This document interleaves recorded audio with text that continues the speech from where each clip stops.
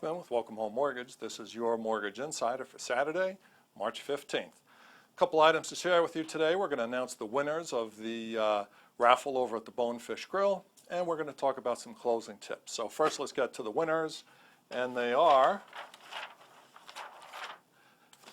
Debbie Temple over at Remax, Catherine Curry over at C21, and Deb Jensen over at Executive Real Estate. So congratulations to everybody, and we'll be contacting you to get you those gift certificates. So next we're going to be talking about closing tips and hopefully how to increase the probability of you having a successful closing where the client's going to have an excellent real estate experience, an excellent mortgage experience, and an excellent experience with the attorney at the closing. Put all these three factors together and that creates a happy buyer who is going to be referring clients, and that's what this business is all about. So I had a conversation with a buddy of mine, attorney Greg Shuttle over in Glastonbury, and we reviewed just a couple of points that might make it easier to create that excellent buying experience. Item number one is don't schedule your closing for the last day of the month.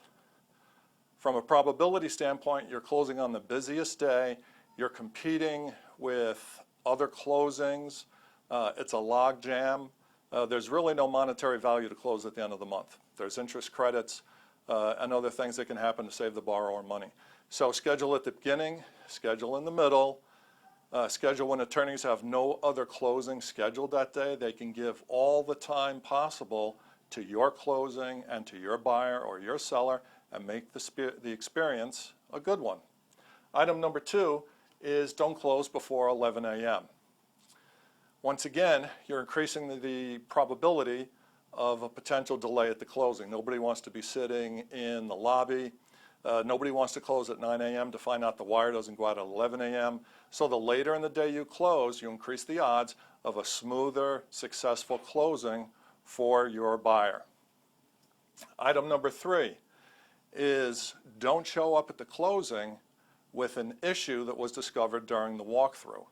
So if you have an issue during the walkthrough at 10 a.m., take a photo of it, take a video of it, send it right over to the buyer's attorney. The buyer's attorney can then contact the selling side and resolve this issue prior to closing. So when you arrive at the closing, everything has already been resolved, everybody is happy. Once again, you have an excellent closing experience. If you go through the walkthrough at 10 a.m. and show up at the closing at 3, nobody knows that there's an issue, chances are the sellers are not going to show up to closing because they've already signed the paperwork. The seller's attorney won't be able to get in contact with the sellers, and the seller's attorney will not have authority to release funds to cover some issues. So try to get that stuff done as early as it is detected by sending it over to the attorney.